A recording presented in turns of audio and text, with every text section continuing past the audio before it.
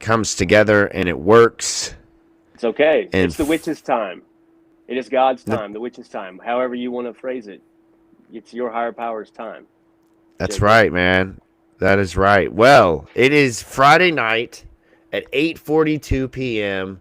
I am Jacob Lane. This is Alan Thomas. Alan does not go by the Hello. state of Louisville, so I will change that for our viewing audience here. It's okay.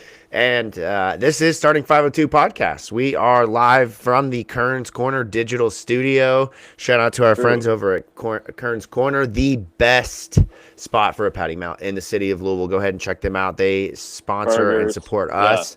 Check them out, support them. That's the best way you can support us. We've got a jam-packed episode. We're gonna let folks get in here. Sure As I do. mentioned, it's about 8:45 at night, and everybody is beginning this snowpocalypse together, man. Hmm. We are kicking it off in style here with a new episode of Starting 502 Podcast. Louisville basketball at home tomorrow. Gonna be a light crowd, I would imagine, but one that's filled Maybe. with milk and bread sandwiches in their bellies, ready to rock and roll, ready to get loud for Louisville, Virginia Tech. A big matchup. We're gonna dive into all of that tonight on the show. Alan, I don't know if it's just me, but your internet is a little rocky here. We got blurred, Alan. So Is I don't it? know. Yeah, just a little bit. Um, so I don't know if you can check that out. Otherwise, you look great, man. It's great to see you. It's been a couple of weeks. How are you? I'm good. I'm not sure what the internet thing is, other than I'm in the It's same coming spot. back You in. okay? Yeah, and maybe it'll slowly, as long as you can hear me. Okay, I that's can hear you. fine. And Yeah. I can do the anonymous podcaster thing. I mean, people don't need to know what I look like. I don't think my picture's on Twitter anywhere. So, unless I'm taking one with my wife, unfortunately. But no, dude, I'm good. I'm shopped up. If you're in this household, the wife always has extra stuff for us. So I didn't really have to scramble for anything except for like salt. Yep. Making sure that we had enough water, making sure we had batteries. But we're ready for the snow. I'm hoping for like the the meteorologist expert that I've become in the last day or two about what we Yeah. might get. I'm just like Yeah. everybody else. Is we're either going to get a little bit of snow, a lot of ice, or just a lot of snow. So Yeah. having a toddler, I would love to have a lot of snow so I can put his ass in the snow and take a picture, and I'll just have that forever. And that's really what it's all about for me. I don't know what your attitude towards it is. A lot of people are scared or grumpy about it and whatnot. I'm whatever as long as everybody's safe and the power doesn't go out, etc. But as far as the game tomorrow, I don't know if it's going to be a light crowd or not now because we've gotten some pretty hefty news that we've all been waiting on for like a month since December 13th, right? The Yeah. Memphis game or whenever it I was think it was announced he December was hurt. 20th. Yeah. Or no, December that was the 13th is when he Montana got game. hurt. Or I'm sorry, Yes. Yes. the 13th is Yes. when he played Memphis. That was his last game. Yes. That's what I'm Yes. going by. But Yes. it might be a bigger crowd because people are like, "Eff it, I'm going out to check this out," because we had some good news today. So Yeah. Yeah. We're going to get into all should that. be And lit. honestly, man, getting stranded in the KFCM Center may not be like the worst thing. Like, I saw a trailer for a new documentary that's coming out on Netflix. I'm super intrigued by. I know nothing about Hmm. this story, but it's about teenagers that, and I don't really know where it is, but teenagers that found this spot in a mall that was being constructed and snuck in essentially all the furniture and things that you need to build an apartment in this Oh mall. And they wow. lived there for 4 years and they documented it, the entire thing. What if we documented us living in the KFCM Center, like up there in the Raptors, with the Junior Bridgman retired jersey for 4 years, and it started on Saturday after the game because we just hung around. I mean, like Yeah. honestly, man, like depending on the snow and the weather, some people like are gonna have a hard time getting home, and that's what's kind of crazy about this game happening in the first place, which Yeah. I'm not one of those guys that's going to be. I'm not going to tell you what to do, but I know a lot of people are going to decide I'm not going anywhere. It's too much for me. And then there's going to be Sure. the people that are like, this is nothing. I lived in Chicago for 4 months, and this is nothing. So Yeah. there will be those people that get out there in their shorts after they shovel their driveways and their monarchs and get to the game because they're just true dads. But That's others like crazy. us going to watch. That's crazy. I have two pairs of Monarchs. One, I'm getting ready. That's getting ready to be my pair of basketball shoes because the chronological order of my shoes go from brand new shoes, never wear them. If I do, Yep. I clean them when I get home every night, whatever. To I'm going to wear these more often. If they get scuffs, that's fine. I'm going to continue to wear them. To I'm going to start wearing these maybe once a week to work if I want to, just because I'm working in them. To basketball shoes. To finally, the last stage is grass cutting shoes, because we all know, especially Yep. anybody that buys white shoes like I've been doing for the past 30 years, Yeah. like if you cut grass in those, it's a wrap. So that's it's funny you brought up Monarchs, but yeah, I'm kind of the same way. I don't mind the cold, but I'm not going to make the trek down because I didn't like the way, or I guess not the way, but at what time they moved the game. I thought it was a little weird and an odd choice. Maybe they had their hands tied. I don't know. I don't make those decisions, but I think all of us are kind of scratching our heads at why it wasn't moved to like even like 11 a.m. or something. You know, like I'd have been like, thank you. Well, don't the Like, women play first? I think that's the do problem, is that they? the women Oh, have to okay. play. Yeah, I think they play Could at that 11 a.m. and then the men play at 2 or whatever it is. So there's no So, I way mean, around it unless you moved it up to like 8 a.m. for the women, which I get. I mean, but I don't shit, know, why man. not? Little matinee action, Maybe, man. dude, maybe they were like, we're Little not moving it brunch. because we know the news, and maybe that will draw more tickets, and people won't care. They'll just come out anyway. Maybe. That's right. Well, I want people to be safe. If you're going out there, be loud, give them hell, but be safe doing so. Absolutely. You wouldn't. I'm one of those guys, though. Like, when it snows, even like a little inch of snow or like a couple flurries, I'm not touching that with my vehicle. I'm sitting in my house. I'm staying here.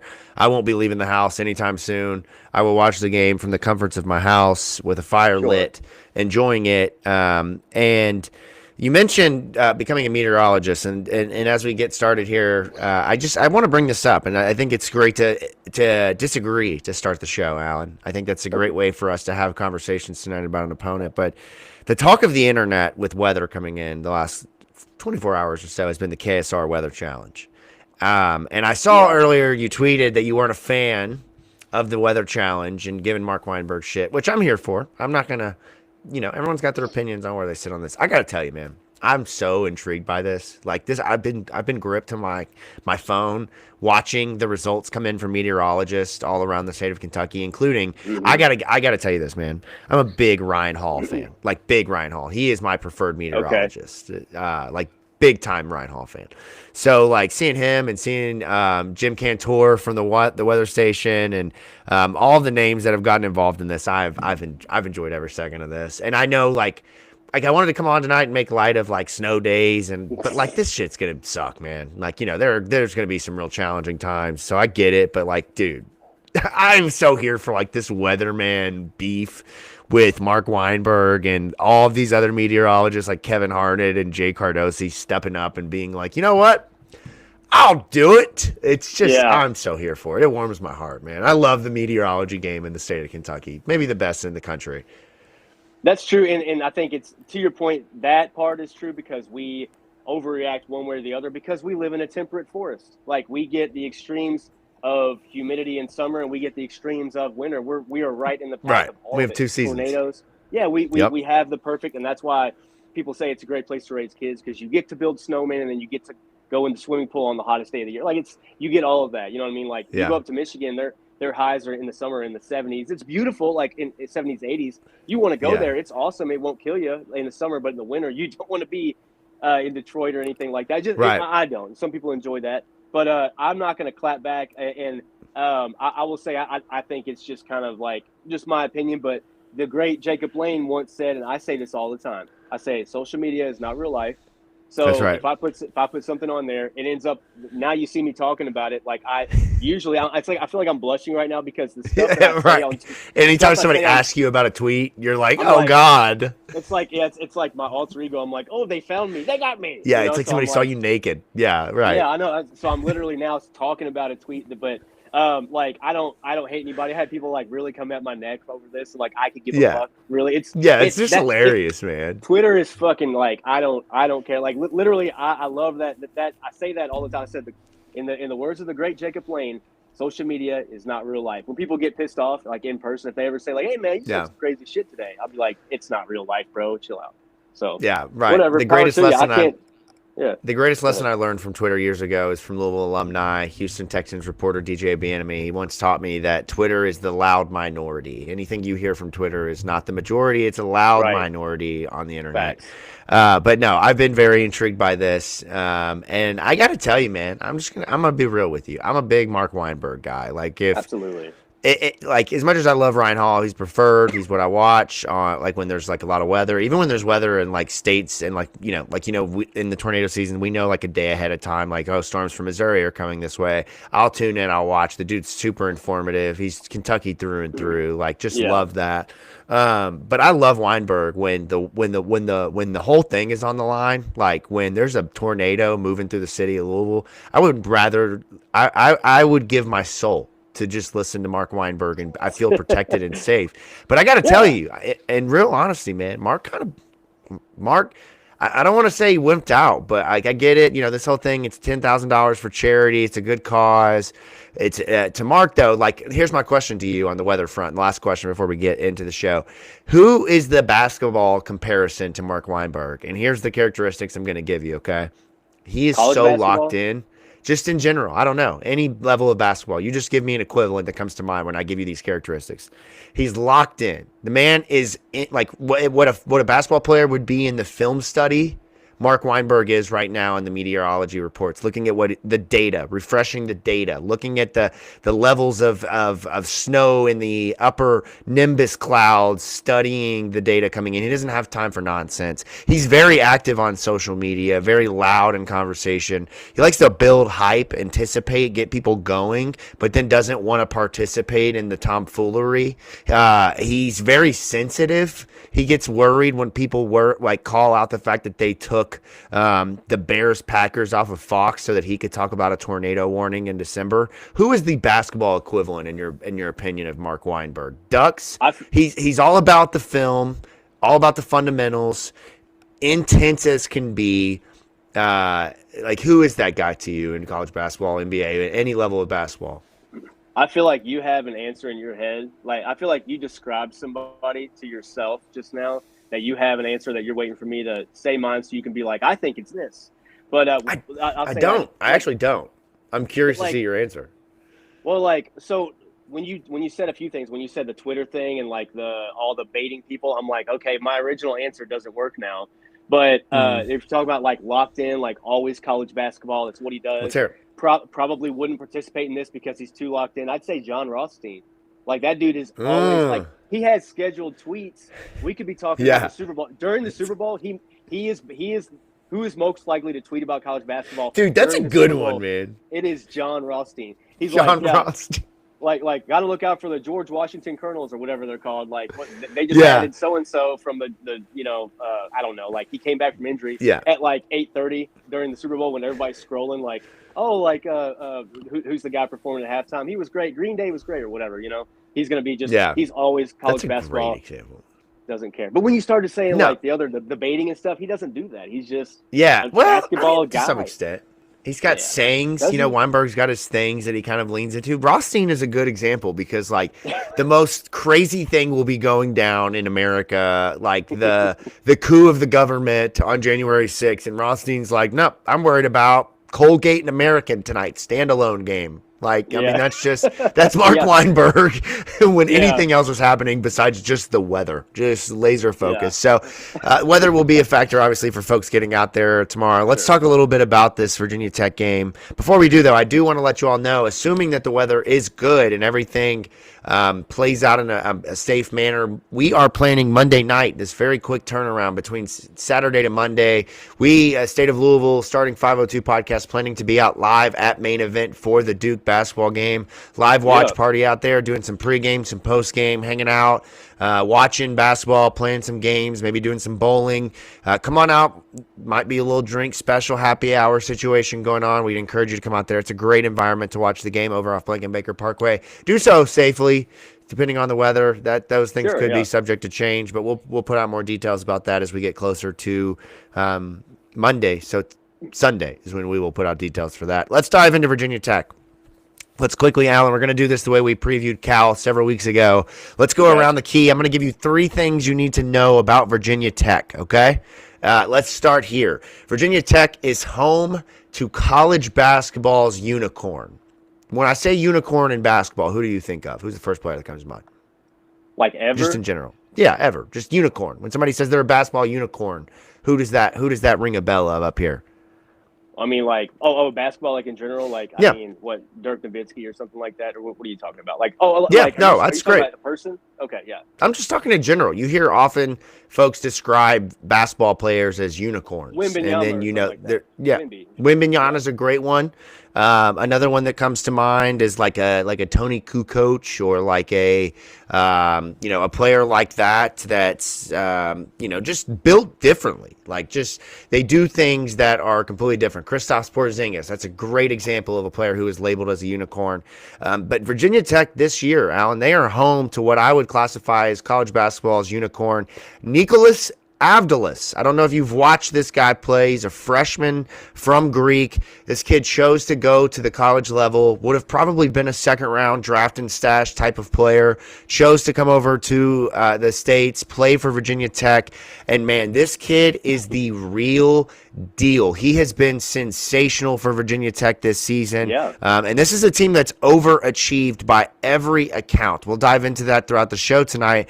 But as far as his statistics, you look at him and you look at him as a player. This is what makes him a unicorn. 6'9", not a 4, not a 5. He's a 1 or a 2. 6'9", 215 pounds, averaging 14 points, 3 rebounds, and 5 assists per game this season. Yep. His usage rate is up there with some of the top point guards in college basketball. The way that Virginia Tech uses him is truly as a primary initiator. And Alan, they are going to create some insane mismatches for Louisville basketball in this one, even with the return potentially of Mikel Brown Jr., which we're just now bringing up at the 17-minute mark. We'll get into that in just a second. Have you watched any of this kid play this season, man? Because he was kind of got into the system late, but dude, he's been one of probably first-team All-ACC player this season, maybe second team.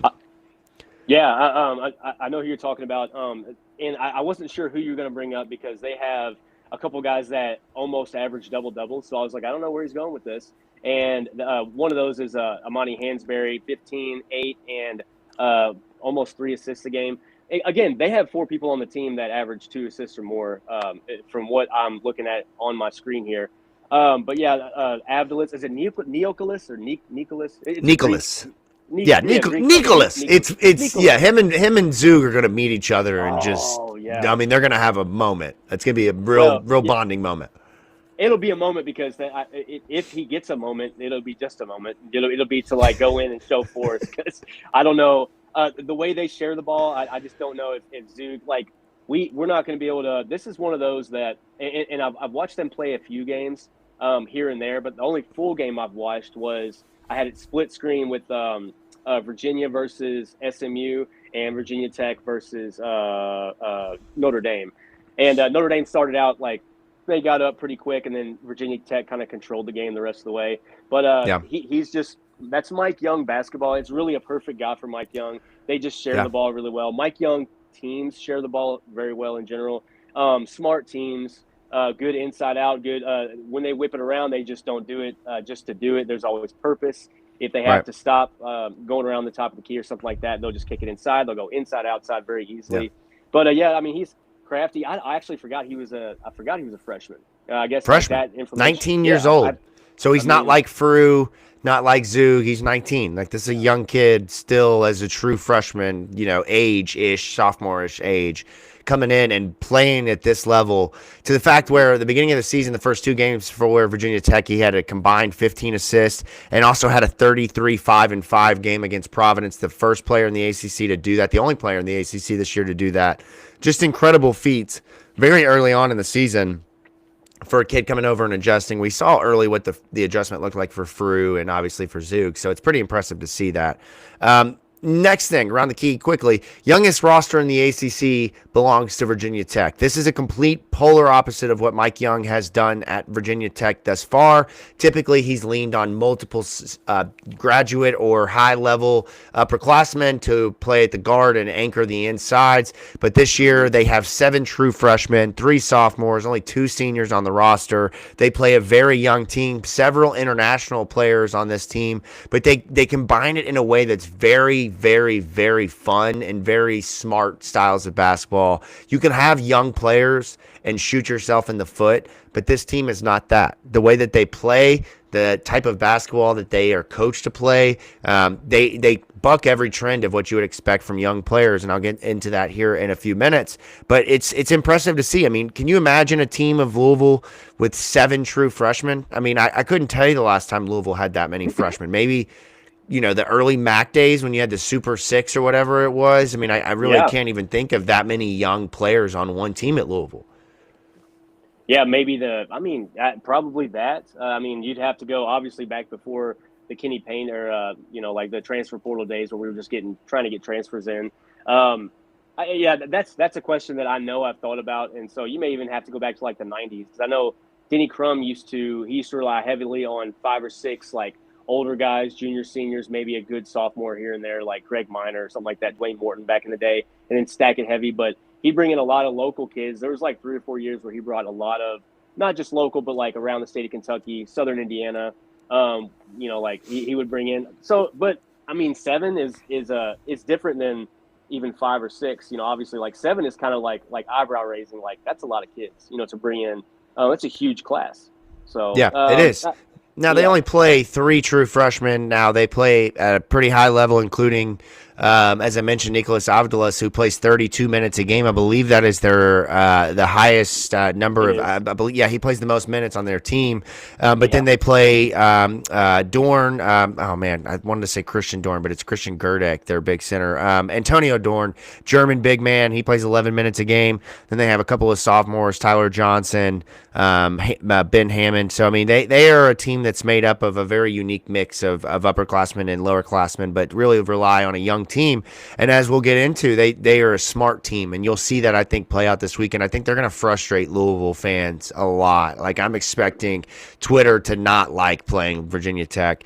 And then finally, speaking of which, the last thing I'll get into here, the third thing to know about Virginia Tech is that they are the kings of getting the referees to blow their whistle. Pause. Virginia Tech ranks number 1 in the ACC in both free throw attempts and free throws made. They average nearly 30 attempts in conference play. That tells you a lot, and we've seen that this year. I believe it was Stanford, the game where Louisville fans – the foul calls were just lopsided as can be. I know there's been a couple of games like that for Louisville. Would expect to see that this weekend. They play a lot of big men, man. They get fouled. They muck it up between Imani Hansberry, who you mentioned. We haven't talked about him yet, but the thing about this team that's so interesting to me is they bring their best player off the bench. Toby Luau, senior big man from England. This kid is probably the most athletic player in the ACC. He's a freak, absolute freak. Yeah. They bring him off the damn bench. I'll talk about this here in a little bit, but this game, in my opinion, a lot of it depends on what Pat Kelsey does with the 6th and 7th man in his rotation and how they counter a move like that. That's the most yes, exactly. And that's what he's going to be doing on the sideline. When you have to counter an athletic 6'8" versatile big man that allows you to play 5 out and still attacks the glass, leads the ACC, or is in the top 5-10 in the ACC in rebounding. But they play a lot of bigs. They're tall, as I mentioned, and they really, really do a great job of getting into the paint. Their guards are athletic. They move the ball well. They play with a lot of smarts overall. Yeah, and you said they were going to frustrate Louisville fans, not just with the things that you mentioned, but they're in the top 30 in almost the top 20 in opponent 3-point percentage, and that is an area that we all know if Louisville's going to struggle in at the 3-point line, whether you have your star lottery pick back or not, we've seen us get our doors blown off when we can't hit threes, and it is back to the Patino thing where we say we either live by the free or die by it, and we have died by it several times, more so than we have consistently out the gate in the Patino days. Again, they're 22nd in the country in opponent 3-point percentage, under 30% for their opponents shooting the three. 28, yeah, Now, 28% on the season, man. Pretty yeah, impressive when and you got a lot of freshmen. and the other thing is, if you look at their schedule, some of it's the weirdest. Like their outcomes are puzzling because they got beat Yeah, they are. by VCU by like 18 or something like that. But then they beat Virginia, hosting Virginia, but we did too. Beat them by 10 in overtime, but like basically flatlined Virginia in overtime. Just running them off the 3-point line. Virginia couldn't get anything going. So again, Mike Young, and if you think about his style and the way he plays, he's kind of like Bill Self in a way where he doesn't have like a specific way about how he goes, and he will take whatever the offense gives him on defense, and like that's a frustrating place to be in if you're Pat Kelsey, because again, I mean, I'm not comparing him to Bill Self, Mike Young, but that's a special gift as a coach to be able to say, I know as a coach, like I can adjust within the first 4 minutes. Okay, they're going to try to do this. We've game planned for this. Let's try this now. That's where we ran into trouble with Kansas. So I'll give my prediction later, but those are the things that worry me is if we can't get into the lane. I had it pulled up a minute ago. I don't know where it went, but they're not a great blocking team like Virginia. Like Virginia is like one of the best blocking teams in the country. That's where we ran into trouble. Is they funneled us right like it was just like it was back in the day with the Egyptian prescription, whatever. Egyptian prescription. Yeah, No yeah, way. whatever his name. Is that what they called him? There's no way that's accurate.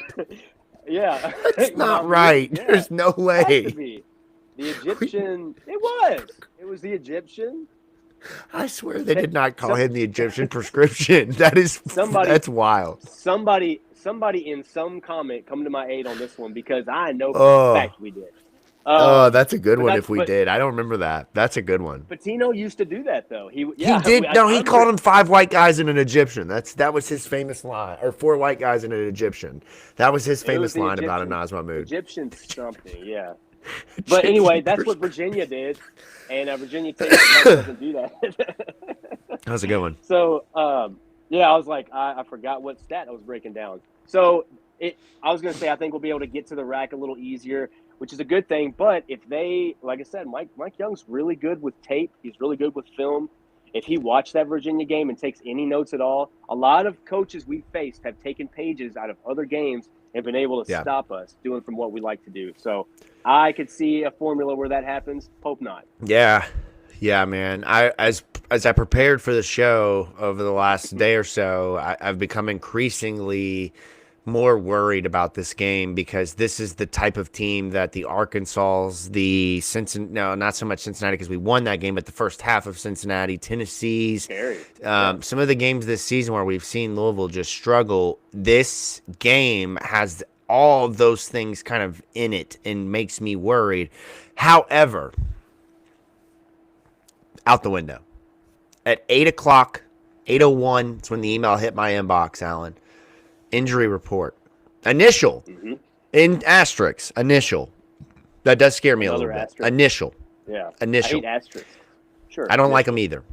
Initial injury report has 2 names on it. Just 2.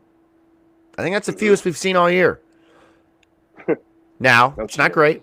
Still no Kanai Roots. Seems to be dealing with a pretty damn serious bout of the flu or an illness. I mean, Coach Kelsey talked about this week. They're trying to ramp him up. They want him to just eat a hamburger. I've had 3 hamburgers. I can let him have one, I think. But it's tough, man. This flu, I don't know what's going on. This flu seems like it's like the worst flu, at least of my lifetime, in terms of how it hits adults, particularly men, because we all know man sickness is a real thing. The flu statistically hits us 95 times harder. And men, I hope you're okay out there. Yeah, right. Shout out to all the men going through Shout out to all flu. the men. That's right. Damn it. Men need more love. But Spencer Legg, the other name that's been on the injury report pretty consistently. But no Mikel Brown Jr. He has not played since December 13th. He has been probable once before. Pat Kelsey has become what I would say is the most standoffish version of Pat Kelsey we've seen in 2 years here at Louisville. Very much on edge, not liking to answer questions about that. But all of that, the ups and downs, the Twitter rumors, the Instagram graphics, the bouts of rumors of dad getting involved, and all these things, whatever the truth lies, it doesn't matter, because it seems that tomorrow, Alan, Mikel Brown Jr. is back. Yeah, we said this on the pod a few weeks ago. It was you, myself, and Matthew Childress. But we kind of talked about what might be going on, and this was after, gosh, what game was that? It was after a game, and the news had come out that he wasn't playing before the game. You and I kind of immediately reacted to it. We're like, oh shit, you know.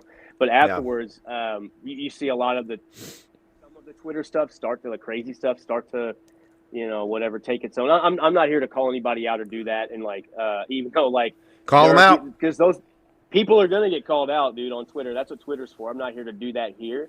But I will say that, like, you have to think about just outside of your life, okay? Like, put yourself in somebody else's shoes for a minute.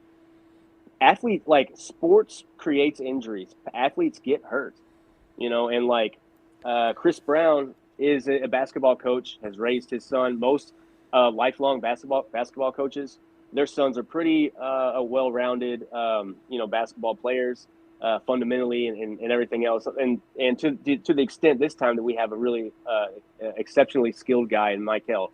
So we talked about the narrative that might be going on with people saying that, oh, is it really an injury, or is he saving himself? Is he doing what's the guy that played for Kentucky that did that for the entire season but never played? Why can't I think of his name? I cannot think of anybody's name tonight. But there was a player for Kentucky that never suited up at all and then just went to the pros. I will think of his name before this podcast is over. But a lot of people were saying, like, oh, he's doing that. He's going that route. Yeah, man, he's done. He doesn't like the way he's being used. Right. And then there are other people that claim to have, like, a fly on the wall in practice and saying, like, oh, yeah, I was told that his dad, like, is like getting into it with PK during practice and, like, it's causing an issue. Like, shut the fuck up. That's my thing, is, like, creating false BS with all this. Yeah. When we're talking about 19-year-olds just a minute ago. It's a 19-year-old kid. You know, like, we talked about the narrative of why would you mess with that in your future going into it, where, like, you're faking an injury. Like, that is not a thing. That was never a thing. This was always going to be something that was going to happen. You know, whether it was a few games, a lot of people wanted him back by Duke. Well, he wasn't ready. It's like, then you have people coming out saying, like, he's actually hurt, like, you know, and putting that out there on the message boards. Like, I'm not saying it makes me mad. Okay, like, I'm not gonna get mad about that. You say whatever you want, like on social media, right? We just talked about that. You say whatever you want, and nobody at the water cooler or I've talked to on the phone or in person is saying this. Nobody was saying, like, oh, he's faking it, man. Only social media. But, like, at the end of the day, just, you have to think about, at the end of the day, he's a college kid that plays basketball, and, like, injuries happen. Why would, I mean, it blows my mind that people thought that was like just manufactured by the family or something like that. Just weird behavior. I'm really happy to have him back, and we could talk about how he affects the game and all that. But that's my take on it. I thought it was all just so weird. Yeah, I don't disagree. It was very strange. As the weeks went on, the story changed 4 or 5 times. I compared it to, and I don't know if you're a watcher of The Office, but I'm an avid watcher. I've probably still to this day, more nights than not, throw that on the TV with the sleep timer to go to bed. But there's an episode called Gossip, where Michael Scott is upset that he was not in on some office gossip that was going around, and so he decided that he was going to start spreading rumors of other people. And then ultimately one of those rumors ended up being true. And then he had to continue to throw gasoline on the fire to kind of dissolve the real rumor and make the other rumors stand out. And I think there was some truth to some of this. I don't know what. I don't know how it goes. I do think there's an injury and some form of something, whether it be a communication issue. I don't know. There is something that took place. I don't know what it is. But I don't necessarily think that means that Louisville was holding money or doing anything that would signal holdout or Yeah. asking for more money or whatever it is. I just think a lot of the times in this day and age of NIL, we're so sensitized to or so sensitive to the players' injuries now that we start to question because of also the increased amount of kind of lack of information and universities holding that back, even with injury reports, fans demanding more and wanting more information. And then when they don't, they just assume it's a holdout. They assume it's a player Mm-hmm. wanting more money. And I'm sure that happens, Yeah. and I'm sure that that's not something that Louisville's not been through at this point, I would imagine. And shout out to the cat here getting involved in the show. They got a 16, 17-year-old cat, something like that, and every night at like 8:30, 9 o'clock, he just loses his shit, and he just like insanely meows in the middle of the living room. I'm not sure if it's because he's deaf or he's blind or what it is, but it's the worst. And he does it the second a microphone comes out. Yeah. But back to Mikel Brown. He's going to change things tomorrow for Louisville basketball. Whether he's and I assume they're not throwing him out there at 75% healthy. I would assume it's closer to 80, 85, 90%. Really, as Pat Kelsey alluded to, they've been ramping him up, working him back, getting him to where he needs to be. And after missing, 8 games now, he'll come back and he'll provide a huge lift because Louisville desperately needs an initiator. They need somebody to get them into the right places, to do the things that set them up for success. We saw it at the beginning of the season. Now, the opponents weren't always at the highest level of strength, but we saw what this team could be. UK is a great example. When Ryan Conwell and Mikel Brown Jr. are at their best, when Mikel is distributing, when Mikel is bringing the ball up and attracting defenses, using his ability to get downhill, the ability to punch on you, or to shoot it from 29 feet. Whatever it is, he stretched the defense. He brought more attention to himself, which freed up Ryan Conwell, made things easier for Conwell, freed things up for Isaac McNeely to get healthy or easier shots, freed things up for Frew. All of those things, I think, are a very, very, very big deal for Louisville basketball, Alan. And I just think that whether he is starting or coming off the bench in a limited role and they try to work him back, his presence changes everything for this Louisville basketball team. I truly believe that. Yeah, 100%. And I know I gave Kentucky fans some crap about Jaden Quaintance not, I was like, he's not that big of a difference. Because they said, oh, if we had him after they beat St. John's, if we had Jaden Quaintance, we would have beat Louisville, all that argument. And I remember, I clapped back with, he's not that big of a difference. And I don't think he makes a world of a difference as much as Mikel does. But there is something to be said of, you're missing your lottery pick. You're just a different looking team, athletically. In this case, it's our point guard, right? This is the guy what we found out, in my opinion, is the heartbeat of the offense, the absolute heartbeat of what we do, and which is why Pat Kelsey was so steadfast after him. And when you play a team just specifically, some of these Virginia, I think that's a different game. I'm not going to go JMU football and say well, we beat ourselves in that game. They didn't beat us, right? Virginia whooped us. They may have whooped us with Mikel. I just think it was a different looking game because you have a guy that when you get close to the rim, Adrian Woolley is the only guard that's crafty, only person that's really crafty enough on the block, and that's weird to say because he is a guard. But Mikel, with his height, with the way he gets in the lane, when teams are running us off the 3-point line, it's a different look completely. In this game specifically, I'm just going to transition to that just for a second. There's two things that stand out to me with Mikel Brown, and this was a quick adjustment I had to make right for this right here, just because I have all the stats in front of me for the most part. There's two things that stand out that I'm I think Mikel makes a difference. He won't start, I don't think he starts.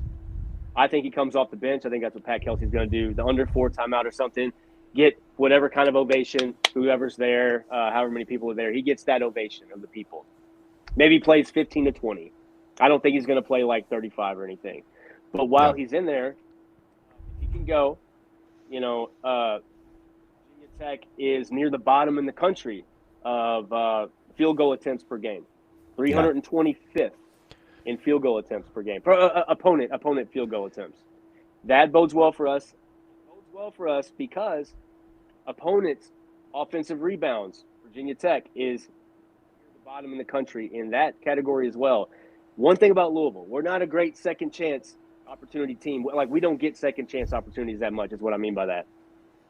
But when we do, we are in the top 30 or something like that. I wish I had that metric with me. We're in the top 30 when we do get our second chance.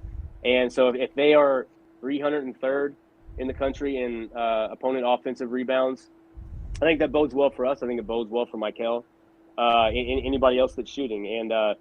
And he could be in the lane, and this is a guy that can kick out, like you were saying a minute ago, that some of these shooters that had to facilitate can go back to, not saying like go back in your hole and be a shooter, but like Ryan Conwell, you're going to have a lot more space, buddy. Yeah. Well, and we're just a totally different squad. Right. Even Isaac McNeely. I mean, I think he's just as big of a beneficiary because, I mean, every shot he's taken, it seems like, has been mostly contested. And while he was great as a contested shooter against Virginia, it's just been different for him this year. And I think that when you look at what Virginia Tech does and kind of how they handle themselves, I think it's going to be really interesting, a really interesting game. And in fact, I would say that I think this is a real test of Pat Kelsey to show me you can establish your way and your will in this game, okay? And what I mean by that is when you look at tempo and when you look at pace, and Louisville likes to play fast. They are predicated on getting out and running and getting run-out dunks, layups, cuts, backdoors, three-point shots, through pick and rolls, through swinging the ball, moving the ball. Louisville wants to shoot typically in the first 15 seconds of a possession. They're going to get a lot of ball movement in that 15 seconds. But on the other hand, Virginia Tech, they don't play that game. They're 138th in tempo in the country this year, which is about middle of the pack. Now, it's not the slowest team in the country. It's not the fastest team in the country. But what they do really well is they limit transition defense. They're top 10 in the top 10% nationally in transition defense. They're going to try to establish, to slow this game down the same way Stanford did, the same way Tennessee did, the same way that all of the teams that have given Louisville fits this year have done or have tried to do. And whether or not Louisville can counter and throw those punches back, I think is what really makes the difference in this game. And I mentioned it earlier, but it's very rare that a player's best big man, let alone their best player, comes off the bench. And when you look at this Virginia Tech team, they start some really versatile guys. I mentioned Nicholas Avdolaz, the big Greek forward who will be kind of their point guard, but is really a three in their lineup. Amani Hansberry comes from West Virginia by way of Illinois. He's another very physical guy, but can stretch the floor. He's undersized, 6'7", 6'8". I like him. But he's a bruiser, physical. He's going to give Javon Hadley a lot of matchup problems. Think Chisholm Okpora at Stanford with a little bit more brute to him. And if you remember that guy, he's the one that just kept putting the damn ball on the floor the whole second half of that game. And then you have Christian Gerdek, who is their 7-foot freshman, who starts the games as a great shot blocker. Not a big guy. He's kind of a slew of foot. But then they come in with Toby Luau. And this guy is the heartbeat of this Virginia Tech team. I believe he leads the team in shots blocked. He's their leading rebounder. He averages nearly a double-double. He is a freak of nature. Yeah. He is a kind of guy that can get all over the place. He can switch 1 through 5. And I think in this game, a lot of this is going to come down to how Louisville handles a guy like that. Because when teams have blitzed the pick and roll and hedged high, our guards have had a really hard time. And when you consider that Ben Hammond and Jalen Bedford, their other two guards, are both very physical, pesky defenders, this game really is going to be predicated on, can Louisville find a way to get those guys off of their rhythm by knocking down open shots. And that's going to mean over-rotating. Young athletic players love to show that they are athletic. Make them over-rotate. Swing the basketball, get it inside, get paint touches, smart pick and rolls, move the ball around, get to the weak side, and find open shots. I think this is a game where Isaac McNeely might have three or four corner threes if they move the ball the right way. Like, that's the type of game where I would expect him to. But on the other hand, Alan, for Louisville, if you end up in a situation where Isaac McNeely is guarding Nicholas Avdolaz like he was guarding Nate Ament against Tennessee, you're cooked. Virginia Tech is going to cook us Yeah. every possession. He's going to come down. He's going to back you down. And he's going to score because he's 6'9". He's 215 pounds. He's athletic and he can play inside. It's pretty simple. And if he gets going and he can spread the ball around, he is a great passer. He can find Jalen Bedford, Ben Hammond. They can start spreading the ball and play that 4 out, 1 in, 5 out. They crash the glass too. It's a real problem. And I'm concerned about whether Louisville can show a lot of the growth that we've been wanting them to in this game. I think it's a real test, especially with the snow, all that stuff. Like, I know it's not like to them, they got a bus, team charter. They don't got to worry about driving themselves down there. But still, it's the game's moved, not going to be a lot of fans. It's just a different environment. You got to be ready to play. Got to be ready to play. Yeah, and we have so many times on this podcast, not so many, but at least several, have talked about, well, I think this is going to be the Kenai Roots game, and this one would not necessarily be a Kenai Roots game, but it's definitely it's definitely a situation that you're talking about just a second ago where Kenai Roots he can limit guys that are being exposed, with just help, getting minutes, getting some playing time. He's actually a pretty good defender. That's my like the hill I will die on is that Kenai Roots is one of our better on ball inside the arc. He's one of the better defenders we have. He gave Darren Peterson problems. He gave a couple the other big. He gave Flory Badunga problems on 2 straight possessions when he had the clock. The problem is he's not a great ball handler, so he can't be trusted around the clock every time. But I thought it was interesting a minute ago. You're talking about them slowing it down because and it's also interesting because we talked about the Cincinnati game earlier too, or you brought it up just briefly. But we both average almost identically the same amount of possessions a game. 73.4 is what Louisville averages. Virginia Tech averages 73.3. And I always do that comparison side by side when I'm looking at what we're looking at and flow of the game and stuff like that. I think Louisville should be averaging about 80. We've been slowed down. Like we're not to our expectations, but we also had a really top-heavy physical start to the season with the teams we faced. But 73.3, it tells me that, like, remember what Cincinnati did? Cincinnati makes you play – they want you to play the whole shot clock. They average like 68 possessions, something like that. They want you to play the whole shot clock, and then they get the ball and they take it down. They get in their offense real quick before you can get set.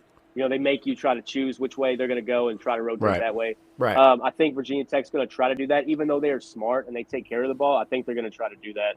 I do too. I think it's funny because our possessions per game and their possessions per game, although they are similar, we play different styles of ball, and I think that's just kind of funny. Like the metrics of the whole thing always fascinate me.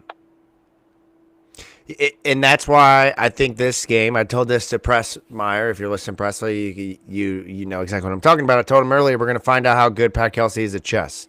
It's a chess match here. What do you do that's 3 steps ahead of your opponent when your matchups don't align the way you want them to? If Kenai Roots was playing in this game, I think it would be a different story because you could match their size. You could match their athleticism. I don't think with him on the floor that you do in a lot of ways. So if you have to play an Ali Khalifa, if you have to play a Vangelis Zugris, if you have to go small and play Javon at the 5 or go big and play Javon at the 2 and play, Zug and Frew together or Khalifa and Frew together like we saw against Pitt, I think it's just going to be really interesting to see how Louisville punches and punches back. And I think that sets us up perfectly here to get into the keys of the game and then make predictions and get out of here and let everyone get to the rest of their evenings. For me, Alan, I think the number one key in this one is Louisville has to punch first. We've seen them in multiple games this season come into games and get down 8-0, 8-2, 12-1, 12-2, 12-4. And then Louisville is kind of fighting an uphill battle to get back to what they want to be and play the style that they want to play. It forces them to shoot a lot of threes. Knowing that Virginia Tech is not the greatest three-point shooting team in the world, they really rely on Jaden Shoot, their 6th or 7th man off the bench from Duke. How about that name for a shooter? Shoot. Your last name is Shoot. Yeah. I mean, that's you're born to do one thing, especially if you're white. Like, that's your goal, man. Like, get out there and fucking shoot the ball, dude. Perfect. That's it. Don't do anything else. Yeah. They're not a great three-point shooting team, and while they They come back from drawing fouls, from slowing the game down defensively and mucking it up, making you turn the ball over. They have one of the top defenders in the conference in Ben Hammond, who had 6 steals in the previous game against Virginia or against Syracuse. He is their disruptor. But you have to punch them first. If you can force them to get from behind and play from behind, play from behind, that's a completely different Virginia Tech basketball team for all the reasons we've mentioned. Second, attack the glass. I'm going to make this prediction, and this is going to sound wild, or maybe it won't sound like anything at all. For Louisville to win this game, in my opinion, you need Javon Hadley, Sananda Frew, Ryan Conwell, and Adrian Woolley to all have 6+ rebounds. 6+. That's the number for all of them. That's the number. And we've seen it this year where games where the guys just rebound their ass off, right? And a lot of it is you got to make them miss shots, right? But I think this is a game where Louisville's guards have to attack the glass because they rebound so well from the 3 through the 5 spot. And even with Bedford and Hammond, they rebound the ball well. And not so much offensively, but defensively, they attack the glass, they get it, and they get the ball to where they need to go. And then finally here, this is the last thing, and this is the toughest part. I just said this. We're going to find out what Pat Kelsey's chess game is like, but this is the big key here, is you have to make the mismatches in this game. I previously had the show title for this, the most mismatched game of the season, ? Because on paper, everything about Virginia Tech lineup-wise bothers Louisville. Small, pesky guards, athletic defenders, versatile 3s and 4s who are 6'8", 6'9", can handle the ball. They're stout, and then multiple 7-footers, multiple 6'10", 6'11" centers. Everything on paper makes this game a matchup problem for Louisville. But if you can find a way to make Mikel Brown Jr. If you can a problem, if you can find a way to make Javon Hadley a problem, if you can find a way to make Ryan Conwell a problem, because we saw what Ibuka Okori did to Virginia Tech, we saw some of the other scores this year. I think that if you can make the mismatches in this one out, and that you can take advantage and you can win. Now, that's a lot easier said than done. Also pretty standard basketball advice.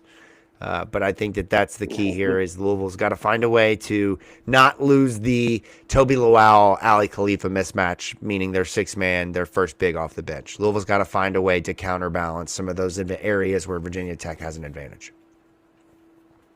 How much do we think Kason Pryor is going to play in this one?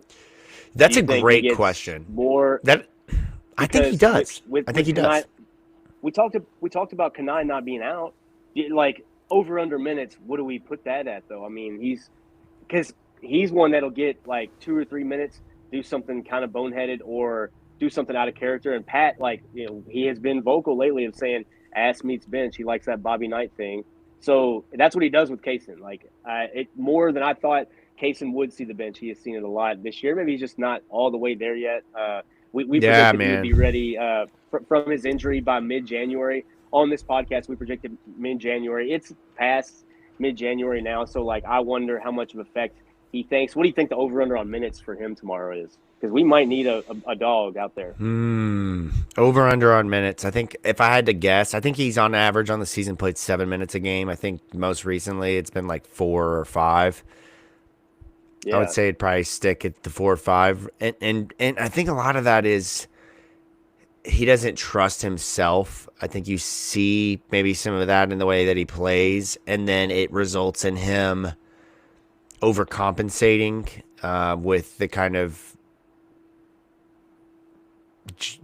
junkyard dog mentality where he puts his head in somebody's chest for no reason or runs full speed and just Oklahoma drills another player. I think he's come in and then he shoots a lot of bad threes on top of it. You got to have Kason in the right headspace to play him, and if you do, then maybe that would be beneficial to your team because you get more size and more athleticism to match up against Hansberry and Lawal and the guys of that ilk. But I don't know. It'll be interesting to see. Final thing, predictions. I'll let you go first. What do you got? Louisville, Virginia Tech, the line, I believe. Let me double-check this real quick. I saw this earlier in an article. Let me see if I can find the 10.5 is what I believe. And it was Louisville was 10.5-point favorites, right? Yeah. Okay, what do you got? And this is why you and I both we both look at Bart Tovic. I look at so many different different ways to predict, and I'll do a prediction like days out. Sometimes it's actually most of the time it's terrible. Sometimes it's pretty close, and I feel like a You do genius. a good job. I'm hoping this is one of those because it was like yesterday morning or late yesterday or something like that. I feel like it's going to be more of the the average possession is 73 for both teams. I think it's going to be right in that area for us. I think Louisville with Mikel, I don't think, like I said, I don't think he's going to get more than like 20 minutes tomorrow. Yeah. But I think with him in the game can be a nice little change up for us. And it's going to push guys like if you want to earn your minutes tomorrow and you're Adrian Woolley, you want to earn more minutes, Kobe Rogers, tomorrow's your day because you're going he's back now and you've been kind of quiet in a couple games, Kobe. Tomorrow is your day. So I wouldn't be surprised if we see some flashes from those guys. But I think tomorrow, possessions per game tomorrow, I think we're looking at the 73, 72, right around average for both teams. That's not a slow game. That's a middle of the road. That's not one where it's a grind out. So I put out 88-77. That was yesterday or the day before. The line came out, it was 10.5. So obviously I feel extremely smart about that. Now, Bart Tovic had us at 14 or 15. And that was kind of I thought, I'm not jumping on that ship. You know what I mean? But it does kind of, before the California game, I told you that game felt like it gave me SMU last year vibes. This game kind of gives me Indiana this year vibes, where it's it's an opponent that could shoot you out of the gym or make you do things you don't want to do. And you don't really know what kind of physicality they're going to bring because last year's West Virginia team with Indiana, we didn't know what we were going to see. This is kind of the thing where I'm a little afraid of the bump and grind of how it's going to go. But I had fears going into the Pittsburgh game that were totally unfounded. I think Louisville, you said that you wanted them to jump out. I think they jump out. I don't think it's anything, but I think it's one of those games kind of where they jump out and they just kind of protect the lead. Maybe get a scare in the second half or something like that and have to fend them off. I'm fine with that. I'm going to stick with 88-77 Cards.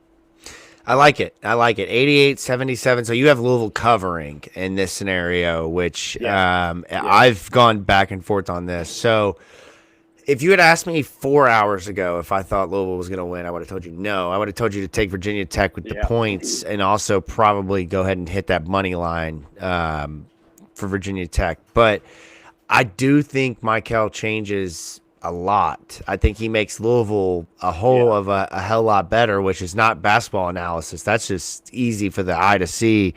And against teams recently, I mean, Virginia Tech has been good. They've certainly played, they've won games. They have kind of had weird situation this year where they win a lot of games and then they lose 2 in a row. And then they, win more games. So looking at their schedule, knowing that they're coming off of wins against Notre Dame and Syracuse and games that were close, not necessarily close, knowing that Virginia Tech, I believe, I saw some of the comments as well. I think it's they're 7.5, 6 point percent chance to win. Oh. So the numbers really favor Louisville in this situation. However, I like to win money when I bet. And I think that Virginia Tech is a pesky enough team to hang in this game, and I think Louisville's going to have to do all the right things to close this one out late. I'm going to take the points. I'm going to go Virginia Tech, the plus 10.5. I think that this is a 5 or 6 point game. I'm going to go 78. So I'll go 78-72. Louisville wins. And there we go. I'm the last one here on the show with my prediction. So we'll get out of here with that. Alan didn't like that one, clearly. And it's dinner time in my household. So we'll go ahead. We'll shut the show down. We'll see if Alan hops in here.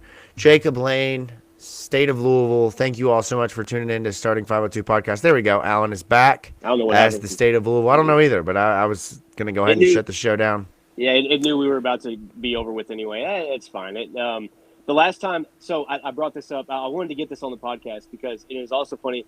There's been so many things that you've said earlier in this podcast that are in my notes that I keep bringing up. And it's just funny that this is another one. You said that something about January 6th. It wasn't jokey or funny or anything. The last time that and I brought this up a couple podcasts ago with you and Matt. but it was. I floated a joke out about it then, and it Yeah. didn't land. And I was like, I'm just going to shut up until the Virginia Tech game. But the last time that we beat Virginia Tech was January 6, 2021. Okay. And we have not beat them since that day. So hopefully, Yeah, Chris Mack's been MIA since that moment. So we have lost. Oh, I'm sorry. We beat them last year, but the last time before that was yeah, January before 6, that, yeah. we lost 4 Yeah. straight in between. That's what And I remember when we first started State of Louisville, you wrote an article, I think it was in 2021, Virginia Tech senior night, I think was the night where Keith Otto hit that 3 in the corner. I think it was 2020. That Louisville had won 27 straight games, I believe, against Virginia Tech at that point. It was just, and then it was 27 straight years. I don't know how many. There were 27 straight years. Yeah. Something because it's like dated back to the Metro and then twice. Yeah, twice a year in the ACC. Yeah, in the ACC. Like the article, to your point, I tried looking that up a couple weeks ago. I tried digging for old articles, see if I can like put them back out. But it was what was going on in the world the last time we lost to Virginia Tech. Like your boy was 8, like at that time. So anyway, but we have. Here we go. Hold on, straight. I found it. I'm so good at this. Yeah, I'm so good at this. So let me see if I can find this real quick. So what was happening 30 years ago? Haiti's first president, Jean-Baptiste Aristide, was sworn in. Terry Norris defeated Sugar Ray Leonard. Lithuania voted for independence from the USSR. Let's see. Gonna Make You Sweat by CNC Music Factory. Get Away Clean by Master P was released. Gamers were enjoying F1. Exhaust Note. The most popular TV show was Eggshells. Louisville guard David Johnson was 10 years old. Russ Smith. Paul Annette was 7 months. Oh, wait, no, sorry. David Johnson was 10 years and 13 days away from being born. Paulette O'Neill was 7 months pregnant with Russ Smith. The first ever Thunder over Louisville was in the works. So that was the flashback to, you wrote that article on, I don't know if our website tracks the date in which February 13th, 2021 was when you wrote that. So shout out. And the cover was celebrating 30 years of owning Virginia Tech. Yeah. I mean, I think Kenny Payne fucking ruined it. Came in and said, "Here, Buzz, take a couple of wins with your sweaty self and bring that hairline back, and then go to Texas A&M when you get a chance." Right. So, anyways, that will wrap us up here from the Pink Seats podcast. Goodness gracious, that is the true habit of me closing that show out, man. I love starting 502 podcast. Yeah, I love that podcast too. Shout out to the guys from Pink Seats, dude, including you. You guys do an amazing job, and that'll be fun too. Yeah, there you go. Starting 502 podcast, Jacob Blaine, Alan Thomas, Louisville basketball tomorrow, Virginia Tech at the KFCM Center. If you're going to go out there, do so responsibly.